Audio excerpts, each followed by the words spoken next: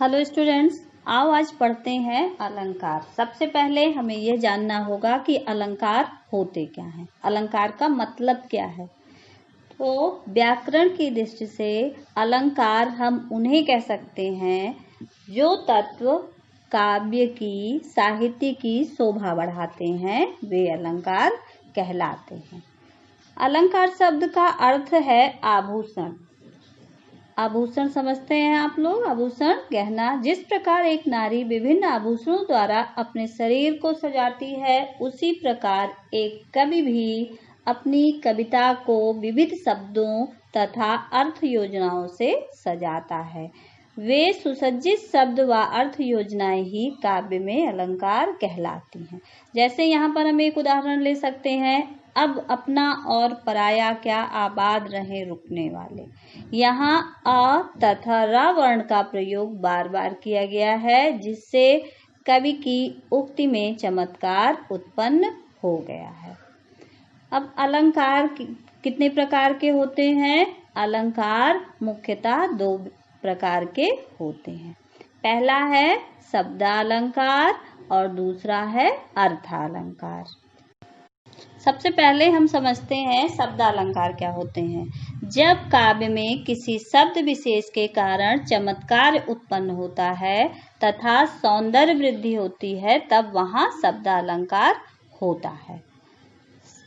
हम कह सकते हैं कि जिस रचना में शब्दों के कारण सौंदर्य उत्पन्न होता है, वहाँ शब्दालंकार होता है। जैसे पुष्प पुष्प से तंद्रालस लालसा खींच लूंगा मैं। यहाँ पुष्प शब्द की पुनः आवृत्ति से सौंदर्य उत्पन्न किया गया है।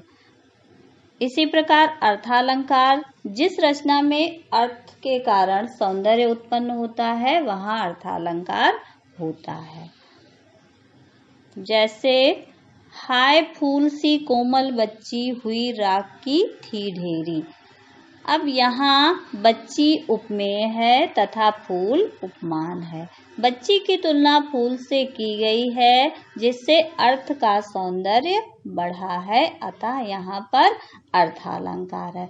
तो हम कैसे इससे हमें क्या समझ में आया? इससे हमें ये समझ में आया कि जहाँ पर शब्दों के माध्यम से काव्य में सौंदर्य वृद्धि होती है, वहाँ पर शब्दालंकार होते हैं, और जहाँ पर अर्थ के माध्यम से सौंदर्य वृद्धि काव्य में की जाती है, वहाँ पर अर्थालंकार होते हैं।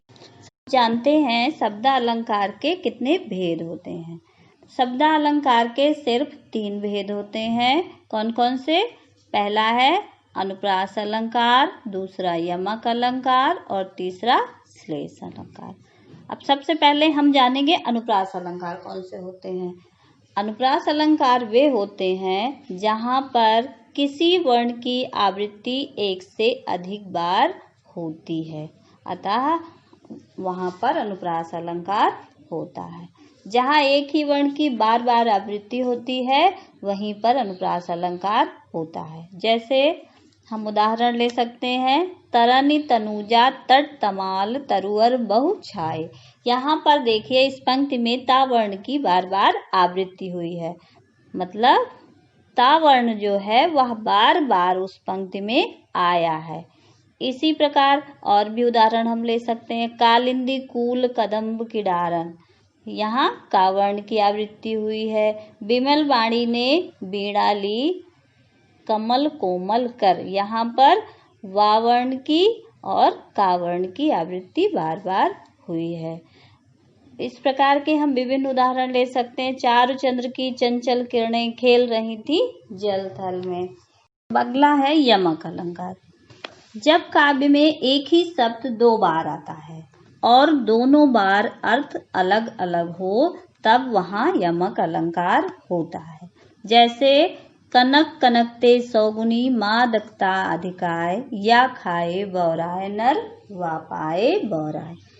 अब इस दोहे में जो प्रथम पंक्ति है, उसमें कनक शब्द 2 बार आया है, परंतु दोनों बार उसका अर्थ अलग अलग है।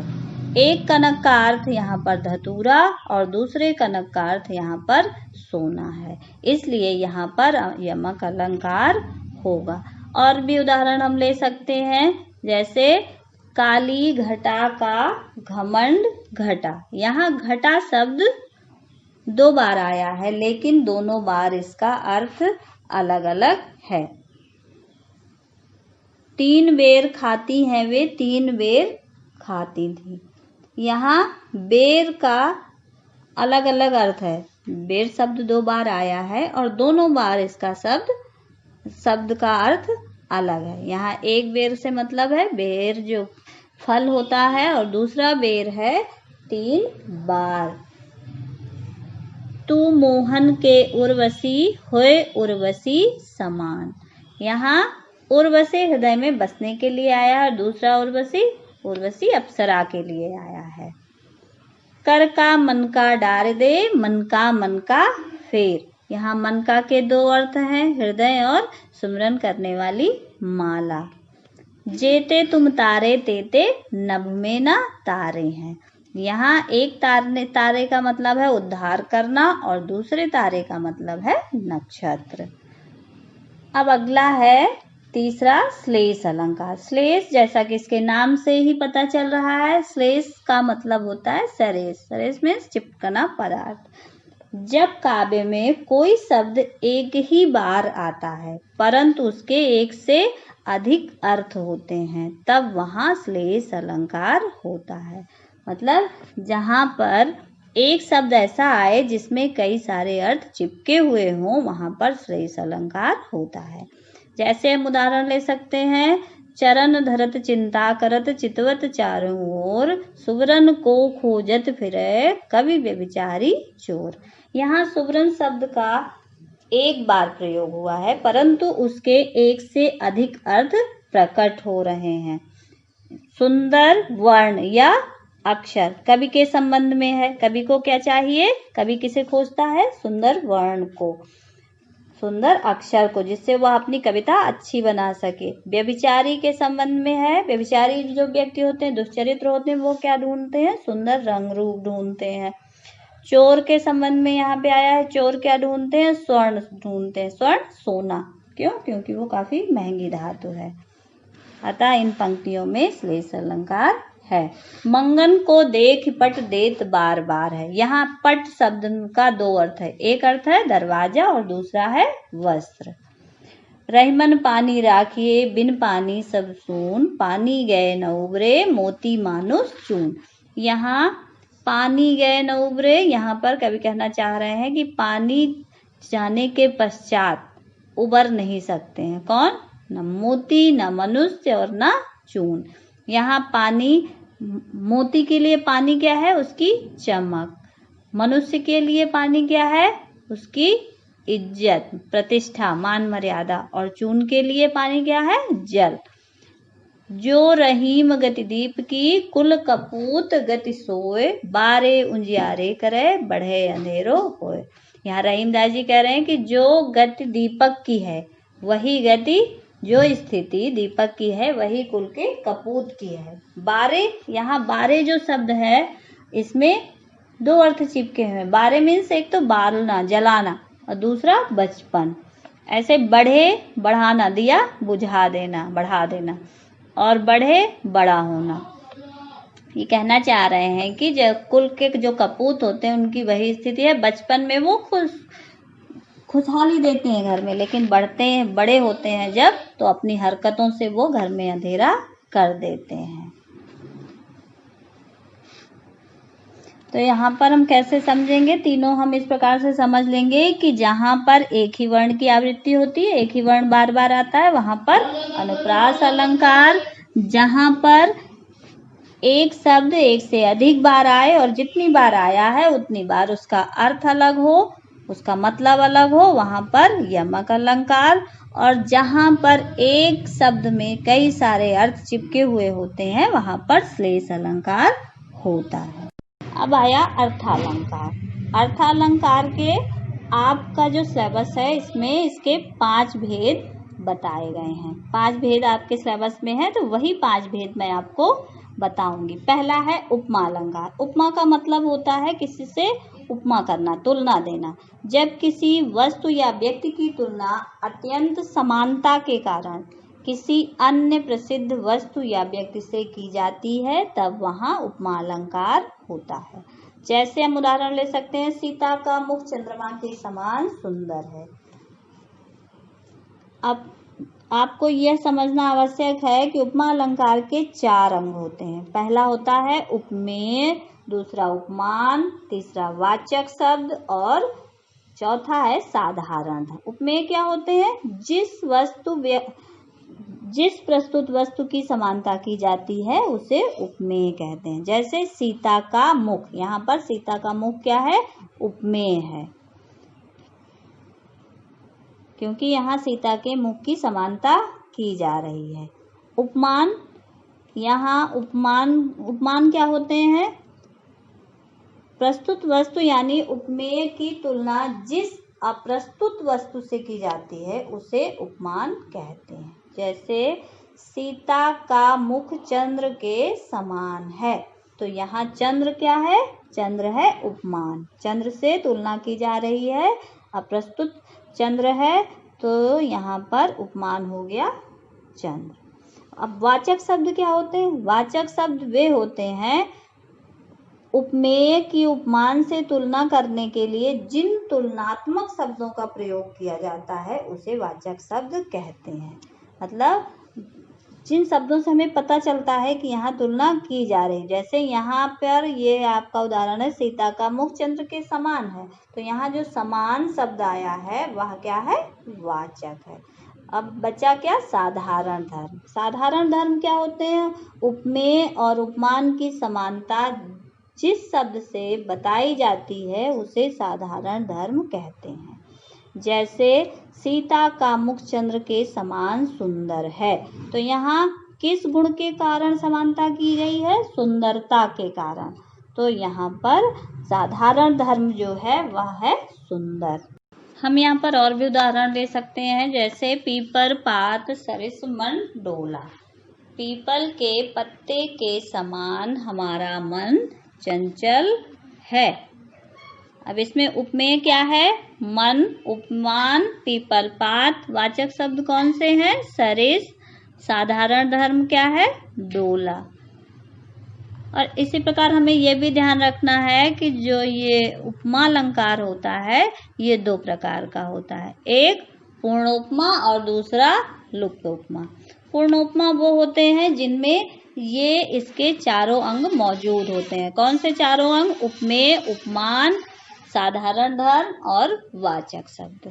और जिनमें किसी भी एक पद का लोप होता है वहां पर लुप्तोपमा होता है। जैसे यहाँ पर देख लीजिए, पीपर पात सरिस मंडोला में इसके चारों जो अंग हैं वो मौजूद हैं, इसलिए यहाँ पर पूर्णोपमा अलंकार है। दूसरा उदाहरण हम लेते हैं, मुख बाल रविसम लाल होकर ज्वाल सा बोधित हुआ। यहाँ उपमेय क्या है? मुख, उपमान, बाल, रवि, ज्वाल। वाचक शब्द क्या है? सम और सा। साधारण धर्म बोधित हुआ। अब यहाँ पर भी इसके चारों अंग उपस्थित हैं, इसलिए यहाँ पर पूर्णोपमा होगा। अगला उदाहरण देखते हैं, यह देखिए अरविंद से शिशुविंद कैसे सो रहे। इसमें उपमेय क्या है? शिशुविंद, उपमान अरविंद, वाचक शब्द से और साधारण धर्म इसमें लुप्त है। साधारण धर्म इसमें नहीं दिया गया है, तो यहाँ पर क्या होगा? लुप्तोपमा होगा। उपमा अलंकार की पहचान हम इन शब्दों के माध्यम से भी कर सकते हैं। वहाँ पर यह वाचक शब्द अवश्य होते हैं, जैसे सा, सी, से, सम, सदृश, समान, ज्यों आए, वहाँ जहाँ पर ये शब्द आए वहाँ पर उपमा अलंकार अवश्य होगा। इसके और भी उदाहरण हम देख सकते हैं, हरिपद कोमल कमल से, नील गगन सदृश शांत था सो रहा, गंगा तेरा नीर अमृत सम उत्तम। अगला है रूपक अलंकार। जब गुण की अत्यधिक समानता के कारण उपमेय में उपमान का अभेद आरोप कर दिया जाता है तब रूपक अलंकार होता है। अर्थात रूपक अलंकार में उपमेय और उपमान में कोई अंतर नहीं रहता। जैसे हम उदाहरण ले सकते हैं, मैया मैं तो चंद्र खिलौना ले हूँ, हे माँ, मैं तो चंद्रमा रूपी खिलौना लूंगा। यहाँ चंद्रमा उपमेय में खिलौना उपमान का आरोप होने से रूपक अलंकार है। चरण कमल बंदो हरि राई, चरण उपमेय पर कमल उपमान का आरोप है। अर्थात हम ये समझ सकते हैं कि उपमा अलंकार में क्या है, उसमें तुलना की जा सकती है, समानता की जा सकती है। लेकिन रूपक अलंकार में हम समानता ना करके हम उसे वही मान लेते हैं। जैसे यहाँ चरण कमल बंदो हरि राई, मैं ईश्वर के कमल रूपी चरणों की वंदना करता हूँ। उसने चरण को कमल ही मान लिया गया है। माया दीपक नर पतंग भ्रम भ्रम इवै पड़ंत, यहाँ माया क्या है, उपमेय है। माया उपमेय पर दीपक उपमान का तथा नर उपमेय पर पतंग उपमान का आरोप किया गया है। माया को क्या मान लिया गया है, दीपक, और से पतंग को क्या माना गया है, नर को पतंग मान लिया गया है। प्रीति नदी में पाँव न बोरे, प्रीति पर नदी का आरोप यहाँ पर है। अगला है आपका उत्प्रेक्षा अलंकार। उत्प्रेक्षा अलंकार वे होते हैं जहाँ प्रस्तुत पर अप्रस्तुत, प्रस्तुत उपमेय और अप्रस्तुत उपमान का भेद रूप आरोप होता है, वहाँ उत्प्रेक्षा अलंकार होता है। अर्थात उपमेय और उपमान की गुण धर्म की समानता के कारण समान होने की संभावना कर ली जाती है, तब वहाँ पर उत्प्रेक्षा अलंकार होता है। उत्प्रेक्षा अलंकार पहचानने के लिए हम इस बात का ध्यान रखेंगे, यहाँ पर वाचक शब्द मानो, मनहु, जानो, जनहु, ज्यों, जनु जैसे आदि शब्दों का प्रयोग यहाँ पर होता है। जैसे सोहत ओढ़े पीतपट श्याम सलोने गात, मनहु नील मणिशैल पर आतप पड़ो प्रभात। यहाँ श्री कृष्ण के सुंदर श्याम वर्ण में नील मणि पर्वत की और उनके शरीर पर लिपटे हुए पीताम्बर में प्रभात की धूप की मनोरम संभावना की कल्पना की गई है। इसमें वाचक शब्द मनहु है, अतः यहाँ उत्प्रेक्षा अलंकार होगा। सिर फट गया उसका वहीं मानो अरुण रंग का घड़ा, यहाँ उपमेय फटा सिर पर अरुण रंग का घड़ा उपमान से समानता की संभावना की गई है, सिर्फ संभावना की गई है। यहाँ वाचक शब्द मानो है, यहाँ उत्प्रेक्षा अलंकार होगा।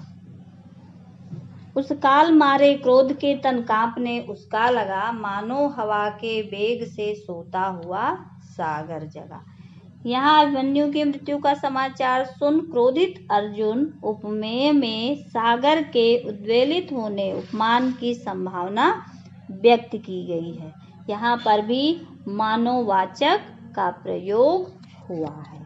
अतिशयोक्ति अलंकार, जैसा कि इसके नाम से ही पता चल रहा है, जहाँ पर किसी बात को इतना बढ़ा चढ़ाकर कहा जाए कि जिसका होना सामान्य स्थितियों में संभव ना हो, वहाँ अतिशयोक्ति अलंकार होता है। अर्थात जहाँ पर किसी बात को बहुत अधिक बढ़ा चढ़ाकर कहा जाए, वहाँ पर अतिशयोक्ति अलंकार होगा। जैसे हनुमान की पूंछ में लगन न पाई आग, सारी लंका जल गई गए निशाचर भाग। यहाँ हनुमान जी की पूंछ में अभी आग लग भी नहीं पाई कि उससे पहले ही लंका का जल जाना दिखाया गया है, अतः यहाँ पर अतिशयोक्ति अलंकार है। देख सुदामा की दीन दशा करुणा करिके करुणा रिधि रोए, पानी पर आत को हाथ छुयो नहीं नैनन के जल सो पग धोए। सुदामा जी की दीन दशा देखकर कृष्ण जी इतना रोए कि उन्होंने अपने आंसुओं से ही सुदामा के पैरों को धो दिया। वहाँ जो परात में पानी रखा हुआ था उसे छुआ तक नहीं, और उन्होंने अपने आंसुओं से ही सुदामा के पैरों को धो दिया। देख लो साकेत नगरी है यही, स्वर्ग से मिलने गगन में जा रही। यहाँ साकेत नगरी की स्वर्ण जैसे गुणों की समानता बताई गई है, जो संभव नहीं है, अतः अतिशयोक्ति अलंकार है। आगे नदियाँ पड़ी अपार, घोड़ा कैसे उतरे पार। राणा ने सोचा इस पार, तब तक घोड़ा था उस पार। जब तक राणा ने सोचा तब तक घोड़ा उस पार चला गया। अब हमारा अंतिम अलंकार है कौन सा? मानवीकरण अलंकार। जहाँ जड़ पदार्थों पर मानवीय भावनाओं का आरोप होता है वहाँ मानवीकरण अलंकार होता है। अर्थात जड़ वस्तु या प्रकृति को जीवंत मानव की तरह कार्य करते हुए दिखाया जाता है। जैसे दिवसावसान का समय, मेघमय आसमान से उतर रही वह संध्या सुंदरी परी सी धीरे धीरे। यहाँ संध्या को परी के रूप में प्रस्तुत करने से मानवीकरण अलंकार है। मेघ आए बड़े बन ठनके सवर के। यहाँ मेघ को शहरी मेहमान के रूप में प्रस्तुत करने से मानवीकरण अलंकार। मेघ क्या है? मेघ प्रकृति है। प्रकृति को किसकी तरह बताया गया है? मनुष्य की तरह, इंसान की तरह बताया गया है। पवन झुलावे केकी कीर बतरावे देव, कोकिल हलावे हुलसावे कर तारी दे। यहाँ पवन, केकी, कीर और कोयल को मानवीय क्रियाएं करते दिखाया गया है, इसलिए यहाँ पर मानवीकरण अलंकार होगा। कहीं सांस लेते हो, घर घर भर देते हो, यहाँ भी मानवीकरण अलंकार का प्रयोग हुआ है। अब एक बार हम पुनः समझ लेते हैं कि उपमा अलंकार में क्या होता है। उपमा अलंकार में हम समानता करते हैं। रूपक अलंकार में समानता ना करके हम उसे वही मान लेते हैं। जहाँ पर उपमेय पर उपमान का आरोप हो जाता है वहाँ पर रूपक अलंकार। उत्प्रेक्षा अलंकार पे जहाँ मनुमानव, जनु जानव और इस प्रकार के वाचक शब्द आते हैं वहाँ पर उत्प्रेक्षा अलंकार। अतिशयोक्ति अलंकार जहाँ पर किसी बात को बहुत अधिक बढ़ा चढ़ा कर कहा जाए वहाँ पर अतिशयोक्ति अलंकार। मानवीकरण अलंकार जहाँ प्राकृतिक उपादानों पर मानवीय भावनाओं तथा क्रियाओं का आरोप किया जाए वहाँ मानवीकरण अलंकार। आपके पाठ्य पुस्तक में जो अलंकार हैं उन्हें हम देखते हैं। देखिए जैसे मन की मन ही मांझ रही, यहाँ पर अब माँ वर्ण की आवृत्ति हुई है तो कौन सा हो जाएगा? अनुप्रास अलंकार। हमारे हरिहारिल की लकड़ी, अब यहाँ पर हरि को मान लिया गया है, कैसा? हारिल की लकड़ी मान लिया गया है, कौन सा हो जाएगा? रूपक अलंकार। कान कान जकरी, यहाँ पुनरुक्ति प्रकाश। पुनि पुनि मोहि दिखाव कुठारू, यहाँ पुनरुक्ति प्रकाश। सहस बाहु सम सो रिपु मोरा, सम यहाँ समानता की गई है, उपमा अलंकार।